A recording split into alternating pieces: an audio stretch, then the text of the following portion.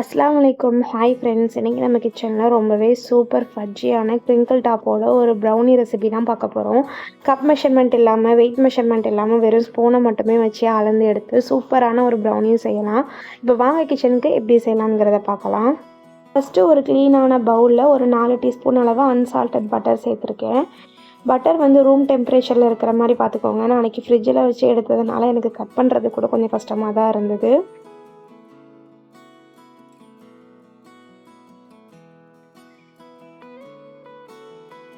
Next நான் diary milk chocolate use பண்ணியிருக்கேன். ஒரு பார் வந்து 48 கிராம்ஸ் கிட்ட இருந்தது. அதனால நான் 2 பேக்கெட் யூஸ் பண்ணியிருக்கேன். கிட்டத்தட்ட 100 கிராம் கிட்ட இருக்கும். பிஸ்னஸ்க்கு யூஸ் பண்ணுறவங்கலாம் காம்பவுண்ட் சாக்லேட் தான் யூஸ் பண்ணுவாங்க. நம்மக்கிட்ட அது வந்து கிடைக்கல. அதனால் டைரி மில்க் யூஸ் பண்ணேன். ரொம்பவே சூப்பராக இருந்தது. கண்டிப்பாக நீங்களும் ஒரு டைம் ட்ரை பண்ணி பாருங்கள். இப்போ வந்து சாக்லேட்டையும் பட்டரையும் வந்து நம்ம டபுள் பாயிலிங் மெத்தடில் வந்து மெல்ட் பண்ணி எடுத்துக்கலாம். எல்லாமே ரூம் டெம்பரேச்சராக வச்சுக்கிட்டிங்கன்னா உங்களுக்கு கொஞ்சம் ஈஸியாக இருக்கும் மெல்ட் பண்ணுறதுக்கு. நான் ஃப்ரிட்ஜில் இருந்து எடுத்து உடனே யூஸ் பண்ணணுன்னா எனக்கு மெல்ட் ஆகுறதுக்கே கொஞ்சம் டைம் எடுத்தது. அதனால நீங்கள் செய்கிறதுக்கு முன்னாடி கொஞ்சம் நேரத்துக்கு முன்னாடியே வெளியே எடுத்து வச்சுருங்க பட்டரையும் சாக்லேட்டையும்.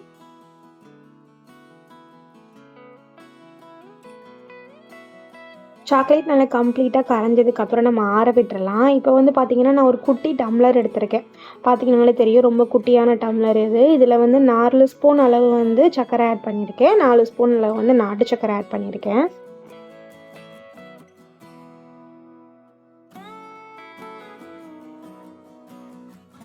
பார்த்திங்கனாலே தெரியும் 2ம் சேர்ந்து அந்த டம்ளருக்கு அரை டம்ளர் இருந்தது. இப்போ வந்து நம்ம இதை பவுடர் பண்ணி எடுத்துகிட்டு வந்துடலாம். இப்போது ஒரு க்ளீனான பவுலில் ரூம் டெம்பரேச்சரில் இருக்கிற முட்டையை உடச்சி ஊற்றி ஒரு விஸ்கை வச்சு நல்லா பீட் பண்ணி எடுத்துக்கலாம். இப்போது நம்ம பவுடர் பண்ணி வச்சுருக்கிற சர்க்கரை இருக்குல்ல, அதையும் கொஞ்சம் கொஞ்சமாக சேர்த்து நல்லா விஸ்கை வச்சு பீட் பண்ணி எடுத்துக்கலாம்.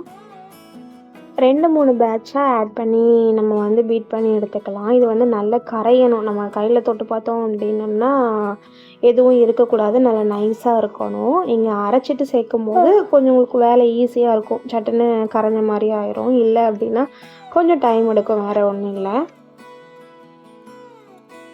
இதோட ஒரு பிஞ்ச் அளவு மட்டும் உப்பு சேர்த்துருக்கேன். உப்பு சேர்க்கும்போது நம்மளோட சர்க்கரையோட அளவு கொஞ்சம் தூக்கி கொடுக்கும். அதனால தான் நிறைய சேர்த்துறாதீங்க. ஒரு பிஞ்சு சேர்த்தா போதும். எல்லாத்தையும் சேர்த்து நல்லா பீட் பண்ணி எடுத்துக்கலாம். இப்போது 2 ட்ராப் அளவு மட்டும் நான் வெண்ணிலா எசன்ஸ் சேர்த்துருக்கேன். அதையும் சேர்த்து பீட் பண்ணதுக்கப்புறம் தொட்டு பார்த்தீங்க அப்படின்னா ஒன்றுமே இருக்காது. கையில் நல்லா நைஸாக இருக்கும். இப்போ நம்ம மெல்ட் பண்ணி வச்சுருந்த பட்டரையும் சாக்லேட்டையும் நல்லா ஆறுனதுக்கப்புறம் இதை சேர்த்துட்டு ஒரு டைம் நல்லா மிக்ஸ் பண்ணி வச்சுக்கலாம்.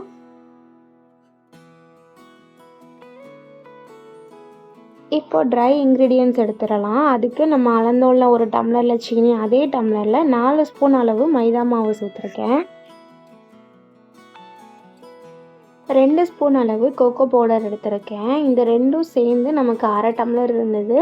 சீனியும் நாட்டு சர்க்கரையும் சேர்ந்து அரை டம்ளர் இருந்தது. இப்போ மைதா மாவும் கோகோ பவுடரும் சேர்ந்து அரை டம்ளர் இருந்தது. இதை அப்படியே சேர்க்காம ஒரு சல்லடியை வச்சு சலிச்சிட்டு சேர்த்துக்கோங்க. அப்போ தான் கட்டி இல்லாமல் இருக்கும்.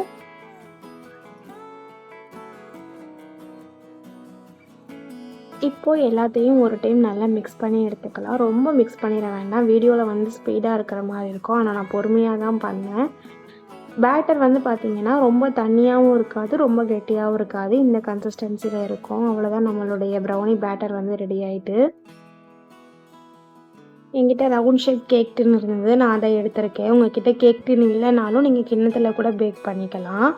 கேக் டின்னில் ஆயிலை ஸ்ப்ரெட் பண்ணதுக்கப்புறம் கொஞ்சமாக மைதா மாவையும் டஸ்ட் பண்ணிவிட்டு அதையும் ஃபுல்லாக ஸ்ப்ரெட் பண்ணிவிட்டு மீதி இருக்கிற மைதா மாவை வந்து நம்ம தூர போட்டுடலாம். என்கிட்ட பட்டர் பேப்பர் இல்லை, அதனால் இந்த மெத்தட் ஃபாலோ பண்ணியிருக்கேன். உங்கள்கிட்ட இருந்துச்சு அப்படின்னா நீங்கள் அதை கூட யூஸ் பண்ணிக்கலாம்.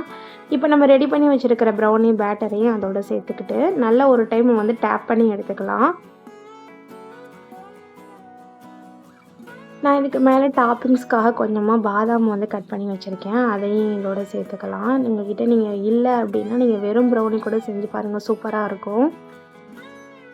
ஓடிஜியில் தான் நான் இன்றைக்கி பேக் பண்ண போகிறேன். 180 டிகிரி செல்சியஸில் 25 மினிட்ஸ் வந்து வச்சு எடுக்க போகிறேன். இதுக்கு முன்னாடி வந்து 5 மினிட்ஸ் வந்து ப்ரீ ஹீட் பண்ணியிருக்கேன்.